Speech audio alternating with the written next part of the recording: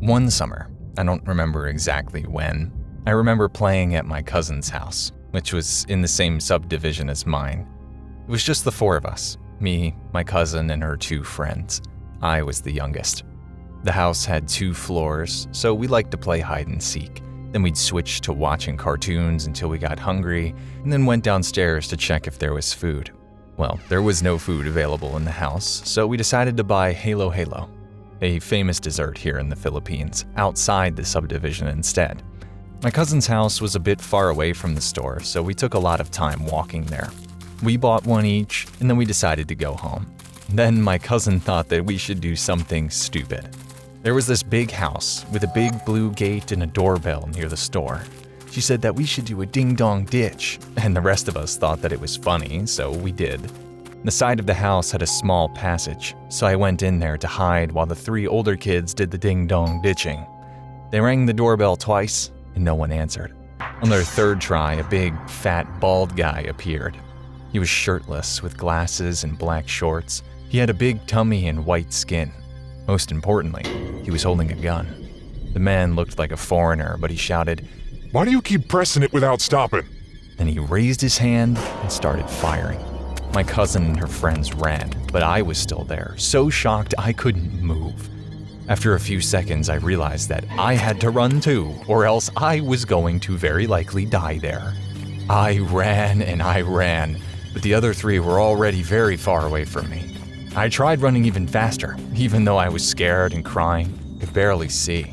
I wiped my tears, looked back for a second, and saw that he was pointing his gun at me.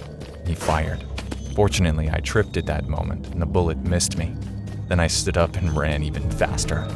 When I reached the front of my house, I sat down and cried my eyes out. That's when my cousin found me, grabbed my hand, and we started running again. The bald guy still chased us all the way up until about the time we reached my cousin's house. When we arrived, her friends were already there. We locked the doors, closed the curtains, and hid.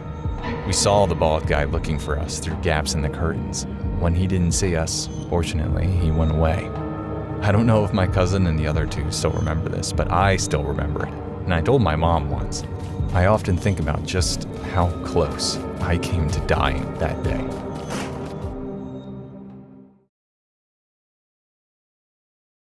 I don't remember much about the incident, but I will try to explain it the best way I can. My name is Christopher. I was in middle school, and if I remember correctly, it was 2022, 2 months before summer break.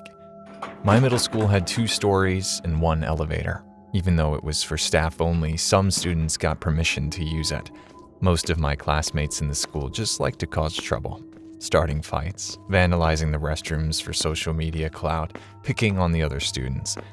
I wasn't one of those students. I was caring, kind, still am to this day, but that's not why I'm writing this. The day of the incident, I was sitting in my 2nd period math class. It was one of those average days, just listening to boring math info and solving equations. I didn't care much about it. Suddenly, the intercom speaker came on.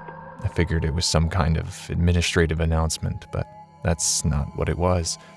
The woman from the office using the speaker sounded nervous. She said a teenage boy had entered the building with a gun. I was shocked, terrified to hear that. Looking around, I could see that my classmates felt the same way. The teacher told us to get in the corner while she locked the doors, shut the blinds, and turned off the lights. We were already quiet when she sat down next to us to wait out the lockdown. At this point, I knew it wasn't a drill. A few minutes passed and there was still no noise. However, it wasn't for long. This part had me shivering. I still feel it to this day. The silence was broken by the sounds of gunshots. I couldn't tell how many there were, probably 3 or 4 shots. They sounded far from our classroom, but soon we heard footsteps coming from the hallway. Some of the students started to cry, prayed for the shooter to just go away. The footsteps were getting closer, closer. Whoever was out there, they were almost at our classroom, but the footsteps stopped. For a moment, the other students were silent again. Then we heard, "Where are you?" I was so terrified at this point I thought I might pass out. The others were scared and crying as well, but then something unexpected happened. The shooter ran from the hallway, back to where he came from. Another few minutes passed and we heard the intercoms come on again. The office lady that was on before said the boy ran out of the school because he saw police cars coming. Needless to say, we were all immensely relieved. Later that day, we learned that the shooter was a male high school student. He was apparently very, very upset about something, but I don't remember what. When he came to the school with the gun, he went up to the second floor to the learning commons. He shot 4 times up into the air to get everyone out. The police said that they found and arrested him. He was ultimately sentenced, so we have the solace of knowing that at least he's off the streets. Hi, I'm Paru. I'm Indian, and this story happened to me when I was 14. Now I'm 24. I'm writing this from Kerala, South India. I've told this story to my family and friends, but no one believed me, so I'm sharing it with you. I never believed in paranormal activities and all of that stuff, well, until this happened. After my 8th grade final exams, I decided to go to my aunt's house for a vacation. It was a farmhouse. My uncle is a farmer, raised a ton of goats, cows, chickens, dogs, and cats. My aunt lives in this big house. It had 4 bedrooms. I chose the big old room that belonged to my uncle's father. He'd passed away about 4 years ago. It was one of the best rooms and had an attached room. One night while I was sleeping, I just wanted to go to the bathroom to pee. And there was a bathroom window. When I looked out that window, I saw what looked like a goat's head. I thought I saw something wrong, just ignored it and went back to bed. But I felt anxious, couldn't sleep well. I don't know why. I just looked at that bathroom for no reason. Then there was a shadow. I thought it was just my imagination and I tried to go to sleep. Fortunately, I did. And the next day, when I tried to sleep, I felt even more scared.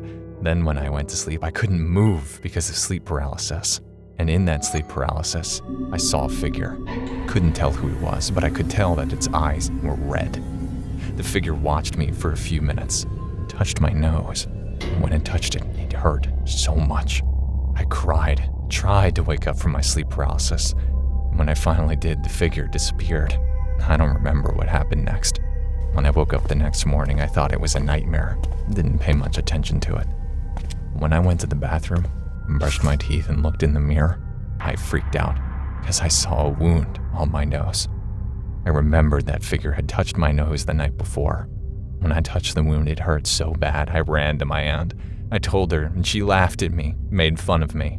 Well, that night I slept in my aunt's room. And the next day I called my mom, and she took me home. I told my mom about the incident, and of course she didn't believe me. I told my dad, my brother, my classmates. They all think I'm lying. Well, was it really my imagination? Then why do I have this scar on my nose? I really don't know. But what I do know is I'm sure I'm not lying.